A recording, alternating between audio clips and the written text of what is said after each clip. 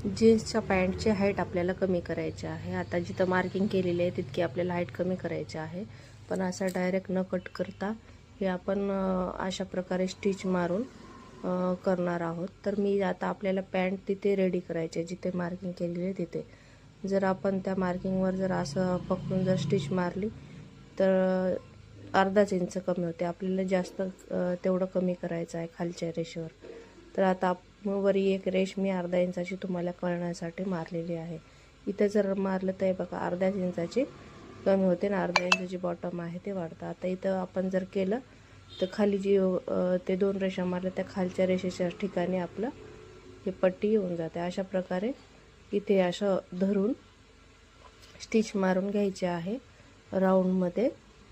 एक तर आपलं कट पण होणार नाही आणि खालचं बॉटम पैस असं ब्रॉड पण होणार नाही, रुंदी वाढणार नाही खालच्या बॉटमची। तर अशा प्रकारे स्टिच करायचे आहे। ते खालचं जे काट आहे ना, जे फोल्ड केलेलं ते व्यवस्थित राहते आपलं। हे बघा एकदम कठीण ते जिथे स्टॉप आहे ना तिथूनच शिलाई मारायची आहे। जी आधीचे आपले जॉईंट जिथे येईल तिथेच आपल्याला स्टिच मारायची। खालीवरी जर मारलं तर नाही व्यवस्थित दिसणार, व्यवस्थित तिथेच मारायचं आहे स्टिच।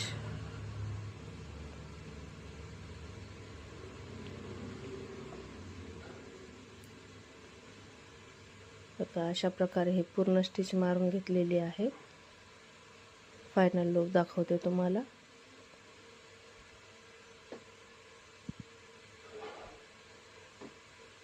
हे बघा अशा प्रकारे खाली आपलं जसं आहे तसं फोल्डला फोल्ड राहील आणि पॅन्टची हाईट पण कमी होईल, बॉटमचा घेर पण वाढणार नाही।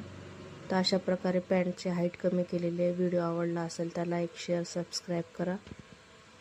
व्हिडिओ अशा प्रकारे पूर्ण बघायचा आहे बघा।